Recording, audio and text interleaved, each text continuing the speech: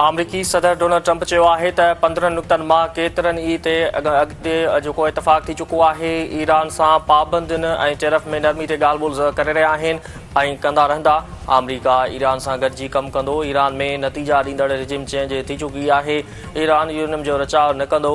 अमरीका Tehran सां गॾिजी ज़मीन में पूरियल यूरेनियम कोटे तबाह कंदो। को बि मुल्क ईरान खे हथियार फ़राहम कंदो त उन ते 50% टेरिफ लागू कयो वेंदो।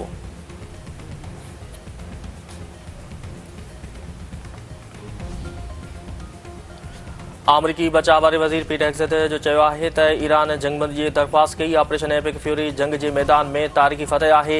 40 ॾींहनि खां बि घटि वक़्त में दुनिया जे वॾियुनि फ़ौजनि मां हिक खे ख़तमु करे छॾियो। अमरीका पंहिंजी ताक़त जो रुॻो 10% मुज़ाहिरो कयो ऐं ईरान खे शिकस्त ॾिनी। ईरान जो मिसाइल प्रोग्राम ऐं कमांड एंड कंट्रोल सिस्टम मुकमल तौर ते तबाह करे छॾियो। ईरान वधीक मिसाइल ऐं ड्रोन्स नथो ठाहे सघे। ईरान प्रॉक्सी ज़रिए अमरीका ते हमला कया।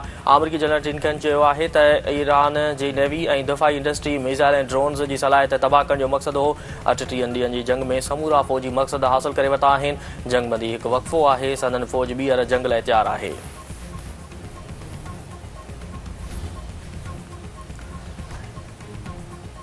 ईरान जे सीनियर अमलदार जो चवणु आहे त ईरान हुरम्ज़ जो लंघ सुभाणे खोले छॾींदो। पाकिस्तान में मुलाक़ातुनि खां पहिरियां ईरानी नार खोले छॾींदासीं। हुरम्ज़ जे पाणी मां जहाज़नि जी अच वञ महदूद हूंदी। समूरा सामूंडी जहाज़ ईरानी फ़ौज जी निगरानी में ईरान मां गुज़रंदा।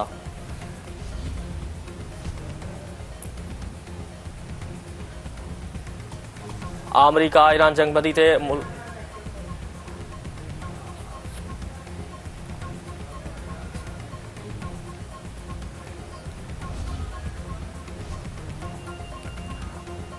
अमरीका ईरान जंगबंदी ते मुल्क में जुमे ते शुक्राने जो ॾियारो मल्हाइण जो फ़ैसिलो। इस्लामाबाद में सुभाणे जुमे ते आम मोकल जो ऐलान। वज़ीर आज़म पारां ॻाल्हियुनि जी कामयाबी लाइ दुआऊं घुरण जी अपील। वज़ीर आज़म शहबाज शरीफ़ सदारत हेठि वफ़ाक़ी काबिना जो इजलास। वफ़ाक़ी काबिना पारां अमरीका जंगबंदी लाइ तजवीज़ कयल इस्लामाबाद मुआहिदे जी मंज़ूरी ॾेई छॾी। जंगबंदी कराइण ते वफ़ाक़ी काबिना तरफ़ां क़ौमी ऐं फ़ौजी क़यादत खे भेटा पेश। इस्लामाबाद में ईरान अमरीका ॻाल्हियुनि बाबति हिकमत अमली बि तइ करे वरिती। वज़ीर आज़म वफ़ाक़ी काबिना खे मौजूदा सूरत हाल ते पाकिस्तान जे किरदार बाबति आगाह कयो। इजलास में मुल्क जी मौजूदा मुआशी ऐं सिक्योरिटी सूरत हाल बाबति ग़ौर।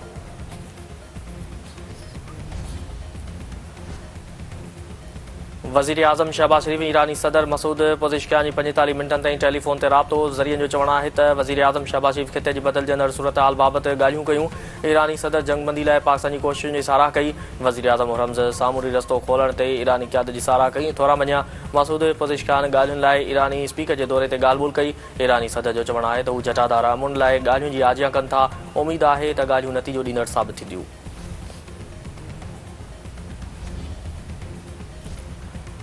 पीपी चेयरमैन बिलावल भुट्टो ज़रदारी पारां इस्लामाबाद तेहरान ऐं वाशिंगटन जी क़यादत जी कोशिशुनि जी साराह। संदसि चवणु आहे त ईरान ऐं अमरीका तबाही खां हटी करे ॻाल्हियुनि जी तरजीह ॾिनी। मुआहिदे ख़िते लाइ साह खणण ऐं जंग खां बचण जो मौक़ो फ़राहम कयो आहे। दुआ आहे त मुआहिदो रुॻो वक़फ़ो न रहे पर जटादार अमुन जी शुरूआति बणिजे।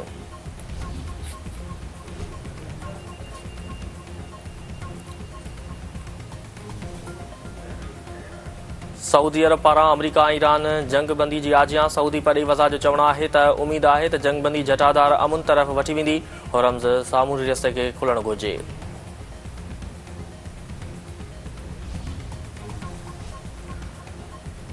सिंध जो वॾो वज़ीर सैयद मुराद अली शाह चयो आहे त ईरान ऐं अमरीका में जंगबंदी पाकिस्तान जी कोशिशुनि सां थी आहे। जंगबंदी कराइण पाकिस्तानी सफ़ारतखाने जे फतह आहे। वफ़ाक़ी हुकूमत शहीद ज़ुल्फ़कार अली भुट्टो जी पढ़ी पॉलिसी ते अमल करे रही आहे। जेको बाद समेत सूबे जे रहियल ज़िलनि में 1 खां 4 ग्रेड जी नौकरियुनि जो प्रोसेस जल्द शुरू करे मेरिट ते बेरोज़गारनि खे ऑर्डर जारी कया वेंदा। वॾे वज़ीर मुराद अली शाह जी MNA मीर एजाज़ हुसैन जकरानी सां संदसि वालिद जे लाॾाणे ते ताज़ियत।